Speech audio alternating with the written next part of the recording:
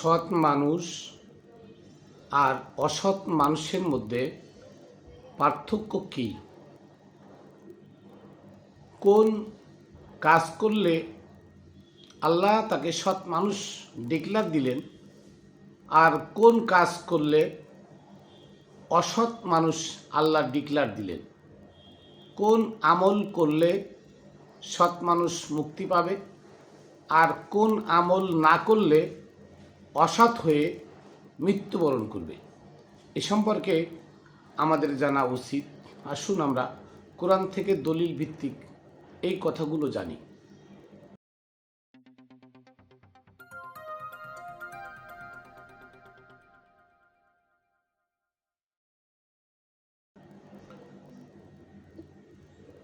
বিসমিল্লাহির রহমানির রহিম।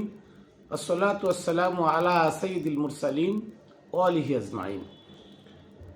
প্রিয় ভাই ও বোনেরা, দেশে দূরে যারা যেখানে আছেন, সকলকে জানাই খাতুনে জান্নাত টিভি ইউটিউব চ্যানেল ও ফেসবুক পেজের পক্ষ থেকে আমি অধম মাইনুল কবির শুভেচ্ছা ও অভিনন্দন। আমি আমার সালামু কদম বুসি প্রেরণ করি পাক পাঞ্জাতন বা পবিত্র পাঁচটা দেহ। এই পাঁচটা দেহ মুবারক যেখানে দাফন করা আছে, তাদের সেই পাক রওজাই সমস্ত অলিয়া উলিয়া গাউস কুতুব মনি ঋষি আবদাল ঠাকুর সন্ন্যাসী গুরু মানবতার ফিরিওয়ালা যারা ছিল, তাদের পাক রওজাই যারা আছেন তাদের পাক চরণে, বিশেষ করে বাবা শাহ আলী বগদাদী রহমতুল্লাহ আলাইহির পাক রওজাই, আমার দাদা গুরু মোতালিব শাহ রহমতুল্লাহ আলাইহির পাক দরবারে, ও আমার দয়াল হজরত বাবা মানিকচাঁদ শাহ মাদ্দাজিল্লুল আলিয়া আমার দয়ালের পাক চরণে। আজকে আমি আলোচনা করব যে আমরা দুনিয়াতে হুর গেলমান জান্নাত এটা নিয়ে ব্যস্ত। আমরা একজন মানুষ নামাজ না পড়লে তাকে জাহান্নামী বলে গালি দিই, একজন নামাজ না পড়লে তার বাড়িতে খাওয়া দাওয়া বন্ধ করে দিই, একজন মানুষ নামাজ না পড়লে তাকে একঘরে করে দিই, তার সাথে সমস্ত লেনদেন বন্ধ করে দিই। প্রকৃত এই নামাজ পড়ে আপনি কি সৎ মানুষ, নাকি যে নামাজ পড়ে না সে সৎ মানুষ? বিচার কি দিয়ে করবেন? কে সৎ আর কে অসৎ, বিচার কি দিয়ে করবেন? এখানে যদি বিচার করতে চান, তাহলে আপনার নামাজ রোজা হজ জাকাত দিয়ে বিচার করতে পারবেন না।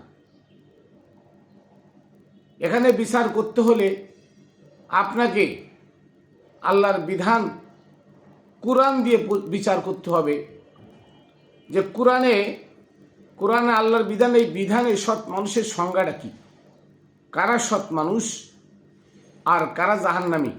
সৎ মানুষ মুক্তিপ্রাপ্ত হবে আর অসৎ মানুষ বিপদে আটকে যাবে। এই সৎ মানুষ চিনার উপায় কি? সৎ মানুষ কারা?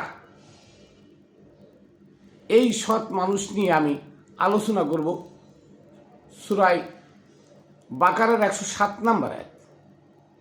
আল্লাহ বলেন, ইন্নাল্লাযিনা আমানু ওয়া আমিলুস সলিহাত।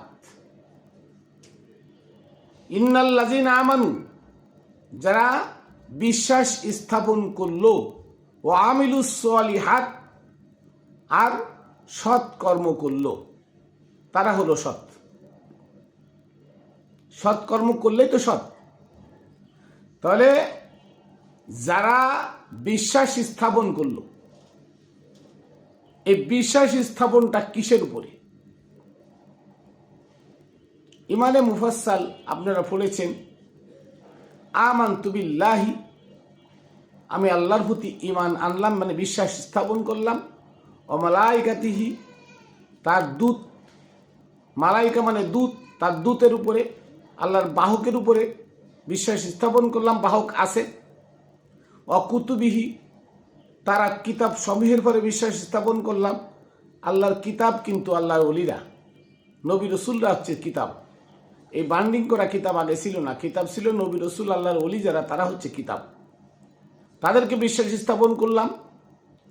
অরসুলিহি, আল্লাহ প্রদত্ত মানুষগুলোর প্রতি বিশ্বাস স্থাপন করলাম।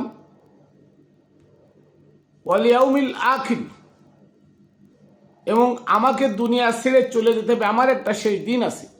আমি দুনিয়াতে আসছি, আমি যেদিন চলে যাব, আখের মানে শেষ, ইয়াউম মানে দিন, তো ওয়ালিয়াউমিল আখির, আমার সেই দিনের প্রতি বিশ্বাস স্থাপন করা, যে আমি দুনিয়াতে জন্ম নিয়েছি, অবশ্যই একদিন আমার মৃত্যুবরণ করতে হবে, এই বিশ্বাস স্থাপন করা।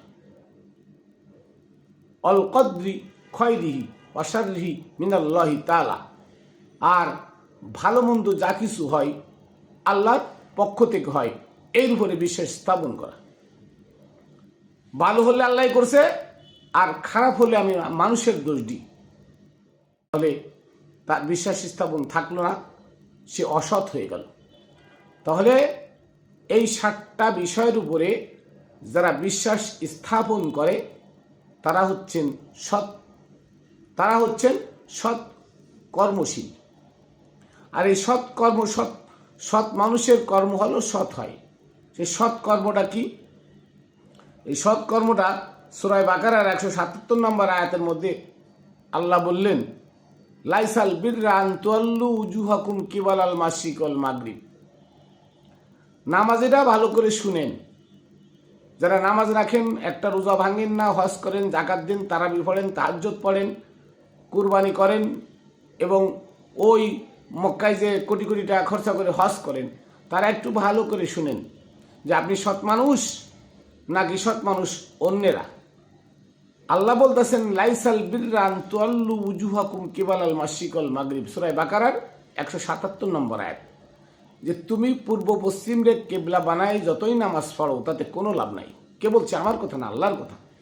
লাইসাল বিররা, কোনো লাভ নাই। কি? আন তুওয়াল্লু উজুহাকুম, যে তোমার চেহারা, উজুহাকুম মানে তোমার মুখ ফিরালে, কিবালাল মাশরিক ওয়াল মাগরিব, পূর্ব পশ্চিমকে কেবলা বানায়, তার মানে পূর্ব পশ্চিমকে কেবলা বানায় তুমি যতই নামাজ পড়ো তাতে কোনো লাভ নাই।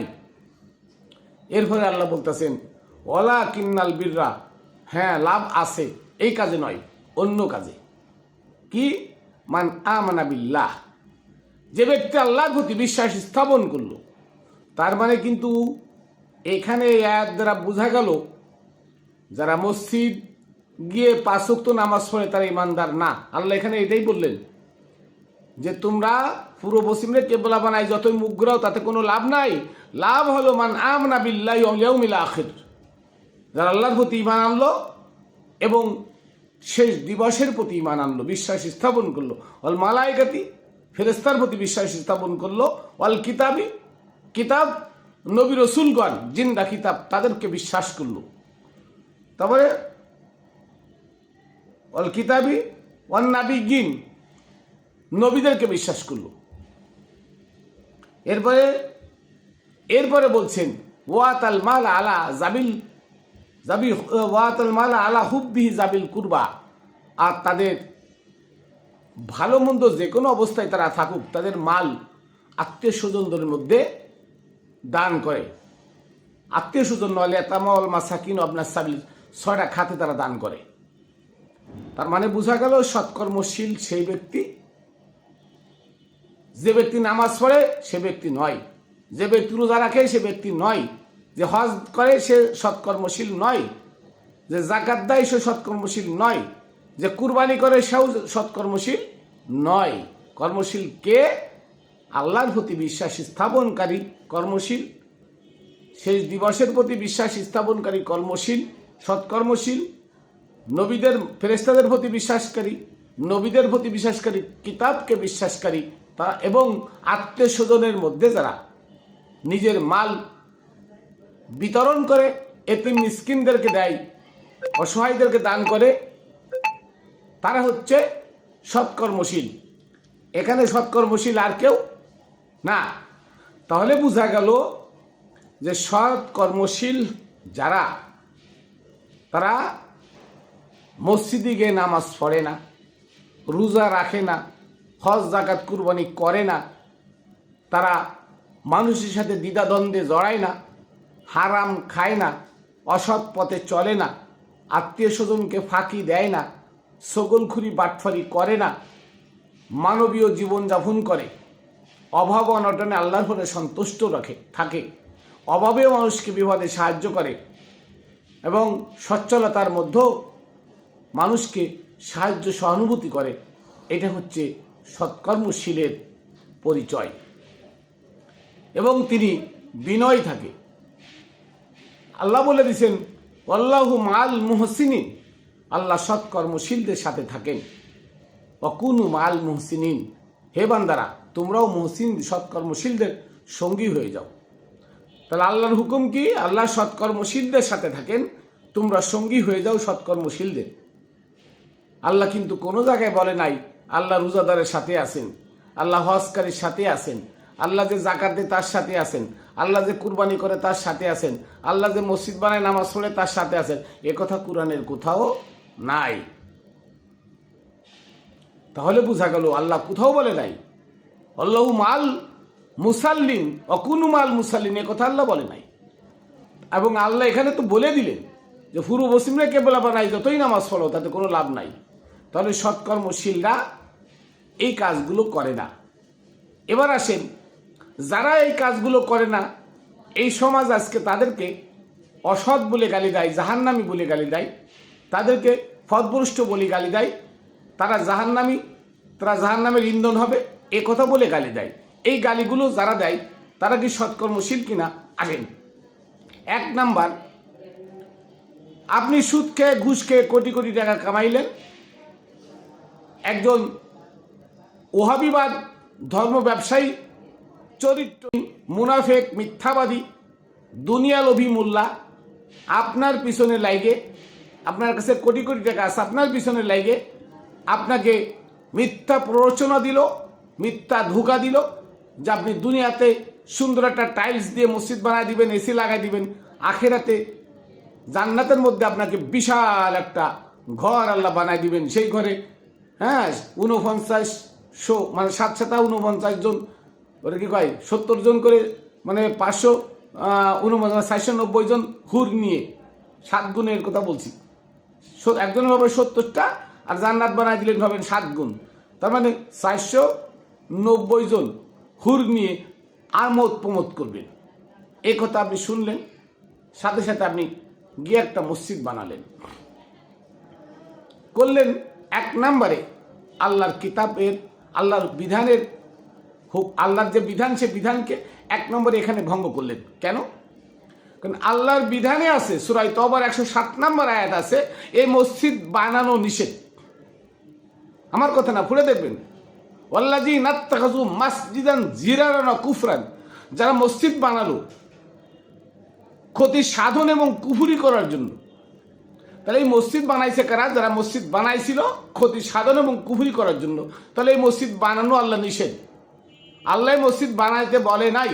তাহলে আপনি সুদ খেয়ে ঘুষ খেয়ে কোটি কোটি টাকার পাহাড় বানাইলেন, সেই টাকা দিয়ে আপনি এক নম্বরে একটা মসজিদ বানালেন, আল্লাহর কোরআনকে অমান্য করলেন। কিন্তু আল্লাহ বলছেন কিতাবের প্রতি বিশ্বাস স্থাপন করা, তার মানে আল্লাহর বিধানে যা দেওয়া আছে ওইটা পঙ্খানুপুঙ্খি মেনে নেওয়ার নাম সৎকর্মশীল। তাহলে প্রথম কাজটা আপনি মসজিদ বানালেন, তার মানে এখানে আপনি সৎকর্মশীল থেকে দূরে ছিটকে অসৎকর্মশীলে পরিণত হলেন। নাম্বার 2, ওই মসজিদে একজন ধর্ম ব্যবসায়ীকে নিয়োগ দিলেন, 5 ওয়াক্ত 5 পাশা 25 মিনিট নামাজ পড়াবে, 20,000 টাকা বেতন দিবেন, তাকে বাড়ি বাড়ি খাইতে দিবেন। এই জায়গাটায় আপনি আবার কোরআনকে লঙ্ঘন করলেন। কেন? কোরআনে বলছেন লা তাশতারু বিআয়াতিনা সামানান কলিলা, আমার নিদর্শনাবলীকে তোমরা বিক্রয় করে খেও না। তার মানে ধর্ম ব্যবসা করা হারাম। তাহলে আপনি মসজিদ বানাইলেন, ওই মসজিদের টাকা দিয়ে একজন ধর্ম ব্যবসায়ীকে নিয়োগ দিলেন, তাহলে আপনি কোরআনকে অমান্য করলেন, আল্লাহর বিধান লঙ্ঘন করলেন। আপনি সৎকর্মশীল থাকলেন না, আপনি অসৎকর্মশীলের মধ্যে পরিণত হলেন। আর যার পিছনে আপনি আল্লাহ পাওয়ার জন্য নামাজ পড়তেছেন সে হলো গোলাম, চাকর, ইমাম নয়। ইমাম মানে পথ প্রদর্শক। ইমাম ওই ব্যক্তি যে সৎকর্মশীল। যে ধর্ম ব্যবসা করে খায় সে কখনো সৎকর্মশীল হতে পারে না, তার নাম কখনো ইমাম হতে পারে না। তাহলে আপনি আল্লাহর বিধানকে লঙ্ঘন করে আল্লাহকে পাওয়ার জন্য নয়, জান্নাত আর হুর পাওয়ার জন্য মসজিদ বানায় সেখানে ইমাম নিয়োগ দিয়ে আপনি সৎকর্ম থেকে অসৎকর্মের দিকে চলে গেলেন। আপনার বিবেকের কাছে জিজ্ঞেস করুন আমি যে কথাগুলো বলছি। তাহলে ধর্ম ব্যবসা যে করে খায় সে হারাম খাইল, যে তাকে সহযোগিতা করলো সেও হারামি করলো। তাহলে উভয় কি? উভয়ে জাহান্নামী, অথচ আপনারা সৎকর্মশীলদেরকে ফতোয়া দিন তোরা জাহান্নামী, জাহান্নামের ইন্ধন হবি। কথা কি হিতে বিপরীত হলো না? আসুন এবার ওমরের বানানো চন্দ্রমাস ওই ধর্ম ব্যবসায়ীর কথা মতো চাঁদ দেখে রোজা থাকছেন। কোরআনের বিধান এই রোজা নয়, কোরআনের বিধান এই রোজা নয়। কোরআনের বিধান হলো সিয়াম। সূরা বাকারার 183 নম্বর আয়াত আছে, কুতিবা আলাইকুমুস সিয়াম কামা কুতিবা আলাল্লাযিনা মিন ক্বাবলিকুম। সিয়াম তোমাদের উপরে কিতাবস্থ করা হয়েছে যেমন সিয়াম কিতাবস্থ করা হয়েছিল তোমাদের পূর্বপুরুষগণের উপরে।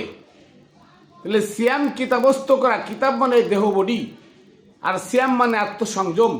তার মানে আমার এই দেহ বডিকে সমস্ত হারাম কাজ থেকে বিরত রাখার নাম হলো সিয়াম। আর ওই মোল্লার কথাই আপনি সুদ খাচ্ছেন, ঘুষ খাচ্ছেন, হারামখোর, ছগলখড়ি সব কিছু করে মোল্লার কথায় রোজা রাখছেন, সব গুনাহ মাফ হয়ে যাবে। তাহলে আপনি কোরআনের বিধানকে লঙ্ঘন করলেন, আপনি অসৎকর্মশীলদের মধ্যে গণ্য হয়ে গেলেন। এভাবে সৎকর্মশীল আর অসৎকর্মশীলের মধ্যে পার্থক্য এভাবেই। ওই মোল্লারে আবার তারাবি নামাজ পড়ালেন, তারাবি নামাজ পড়ে মাস যাওয়ার পরে আবার তাদের টাকা দিলেন, এটা কোরআনের বিধান নয়। তাহলে এই সমস্ত অপকর্ম যারা করে, যারা সহযোগিতা করে আর যারা টাকা দিয়ে সাহায্য সহানুভূতি করে তারা কখনো সৎকর্মশীল হতে পারে না।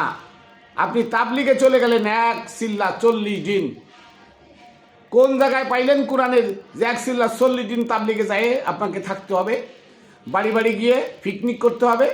এটা করলে সৎকর্ম হবে? কোথায় পেলেন? কোরআনে নাই। তাহলে কোরআনে যেটা নাই মোল্লাই সেটা আপনাদের করাইলো, অতএব আপনি সৎকর্মশীল হতে পারলেন না, আপনি অসৎকর্মের মধ্যে লিপ্ত হয়ে গেলেন। আর অসৎকর্মশীল যারা তাদের পরিণতি কোথায়? জাহান্নাম। আর সৎকর্মশীলদের পরিণতি কি? সৎকর্মশীলদেরকে জান্নাত দেওয়া হবে, এমন জান্নাত, জান্নাতে ফেরদাউস। জান্নাতে ফেরদাউস, ইন্নাল্লাযিনা আমানু ওয়া আমিলুস সালিহাত ওয়া কানাত লাহুম জান্নাতুল ফেরদাউসি নুজুলা। যারা সৎকর্মশীল, ঈমান আনে, আল্লাহর প্রতি বিশ্বাস স্থাপন করে এবং সৎকর্ম করে, কানাত লাহুম জান্নাতুল ফিরদাউসি নুজুলা, তাদের জন্য রয়েছে জান্নাতে ফেরদাউস। এই জান্নাতে ফেরদাউস এমন জায়গা, খালিদিনা ফিহা আবাদা লা ইয়াবগুনাহা হেওয়ালা, যে এমন জান্নাত যে জান্নাতে ঢুকলে সেখান থেকে আর কাউকে হস্তান্তর করা হবে না, কাউকে অন্য কোথাও বেড়ে দেওয়া হবে না। তার মানে সে মুক্তিপ্রাপ্ত হয়ে গেল, তাকে আর পুনর্জন্মে আনা হবে না, এই কথাটা ওখানে বলা হয়েছে। আর যে সৎকর্মশীল নয় তাকে আবার পুনর্জন্মে আনা হবে, আবার বারবার তাকে চক্রবৃদ্ধিহারে গুণন হবে। জাহান্নামে আপনি যাইবেন না, কিন্তু আপনাকে চক্রবৃদ্ধি হারে ঘুরতে হবে। আবার দুনিয়াতে আসবেন, আবার ব্যবসা বাণিজ্য করবেন। এখন টাকা দিছে, টাকার মূল্যায়ন করলেন না, গরিব অসহায়দেরকে দিলেন না, আপনাকে আবার গরিব ঘরে পাঠাবে। এমন গরিব যে বড় লোকের দ্বারে দ্বারে টাকার জন্য কানবেন, ভিক্ষা করে খাবেন, দুর্দশায় কাটাতে হবে। কেন? টাকা দিয়ে দেখছেন আল্লাহ তুমি সৎকর্মশীল হতে পারো নাই, গরিবকে দান করো নাই, গরিবের প্রতি দয়া মমতা দেখাও নাই, আত্মস্বজনের হক মেরে খেয়েছো, তাহলে তোমাকে আবার গরিব বানায় পাঠানো হবে যাতে তুমি গরিবের সাজাটা পাও। গরিবরা কি কষ্ট করে এই অনুভূতিটা যা তোমার মধ্যে হয়। তাহলে কেউ জাহান্নামে যাবে না, সৎকর্মশীলরা মুক্তিপ্রাপ্ত হবে আগে, অসৎকর্মশীলরা চক্রবৃদ্ধি হারে খালি আইতে থাকবে আর যাইতে থাকবে। এভাবে তাদেরকেও শুধরায় এক সময় নেওয়া হবে। তবে আমরা যে সত্য প্রচার করছি সেই সত্য পেয়েও যদি সৎকর্মশীল না হতে পারেন, এরা বুঝতে হবে একমাত্র আল্লাহর পক্ষ থেকে আপনি সুপথ প্রাপ্ত হন নাই, তাই সৎকর্মশীল হতে পারেন নাই।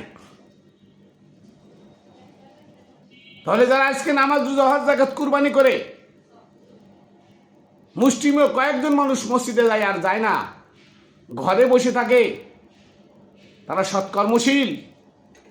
মিথ্যা কথা বলে না, সকলখুরি করে না, বাটফারি করে না, সিটারি করে না, সুদ খায় না, ঘুষ খায় না, মানুষকে ঠকায় না, গরিব অসহায় মানুষ বিপদে বললে যা আছে তাদের সহযোগিতা করে, তারা হলো সৎকর্মশীল এবং আল্লাহর প্রতি বিশ্বাস স্থাপন করে, নবী রসুলকে বিশ্বাস করে, ওলিয়া উলিয়াদেরকে বিশ্বাস করে, আল্লাহর বিধানকে বিশ্বাস করে, তারা হলো সৎকর্মশীল।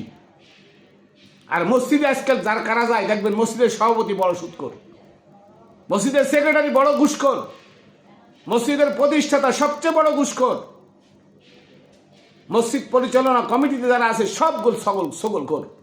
তারাই মসজিদে যায় কেন? ওই মোল্লার কথায় যে মরে গেলে জান্নাতের মধ্যে যে বড় ঘর পাবো, চার পাশে হুর পাবো, ওইখানে গিয়ে আনন্দ ফুর্তি করতে পারবো। এটা সম্পূর্ণ মিথ্যা এবং ভুয়া। আল্লাহ বলে দিছেন তুমি নামাজ পড়ো, পূর্ব মুসলিমটাকে বলবে নাই, তাতে কোনো লাভ নাই, সৎকর্মশীল হও। তাহলে নামাজ পড়লে সে সৎকর্মশীল হয় না, রোজা রাখলে সে সৎকর্মশীল হয় না। এ প্রচলন রোজা, চাঁদ দেখে রোজা থাকবেন, চাঁদ দেখে ঈদ করবেন, এগুলো সৎকর্ম নয়। জাকাত দিলে সৎকর্ম নয়। আর এই জাকাত না, সৎকা। আল্লাহ দিতে বলছে সৎকার, তুমি দিতেছো জাকাত। জাকাত শব্দের অর্থ মোহত্যাগ। সালাত কায়েম করতে হলে, আল্লাহর স্মরণ সংযোগ সর্বক্ষণ থাকতে হলে তাকে মোহ ত্যাগ করতে হবে, দুনিয়া ত্যাগ করতে হবে। দুনিয়া ত্যাগ করার নাম হলো জাকাত। তাহলে আর বোঝা গেল যে সৎকর্ম আর অসৎকর্মের মধ্যে পার্থক্য অনেক। সৎকর্মশীল হওয়া সহজ, অসৎকর্মশীল যারা তারা কঠিনভাবে অসৎকর্মশীলের মধ্যে গেছেন। আর সৎকর্মশীল যারা তারা খুব সহজভাবে, নম্র ভদ্রভাবে, আমার মধ্যে সব কিছু, আমার মধ্যে আমি বিশ্বাস স্থাপন করেছি, খারাপ কাজ থেকে বিরত, হারাম কাজ থেকে বিরত, 3 বেলা বাদে 1 বেলা খাবো তো হালাল খাবো। তাহলে সৎকর্ম সহজ আর অসৎকর্ম খুব কঠিন। তারপরও মানুষ সেই টাকার পিছনে দৌড়ায়, অসৎ পথে উপার্জন করে পাহাড় সমান অর্থ বানাইছে। আজকে দেখলাম এই যে মুন্সিগঞ্জের 27-28 জন সচিব বৃদ্ধাশ্রমে। কেন? তারা অসৎ পথে টাকা কামাইলে ছেলেমেয়েদের লেখাপড়া করাইছে। আজকে যে ছেলেমেয়েরা অসৎ টাকা খেয়ে, অসৎ পথের উপার্জনের টাকা খেয়ে মানুষ হয়ে তারা অমানুষ হয়েছে, তারা সৎকর্মশীল হতে পারে নাই। এই জন্য বাপ মা বৃদ্ধাশ্রমে ফেলায় রাখছে, তাদের বাড়িতে একটু জায়গা হয় না।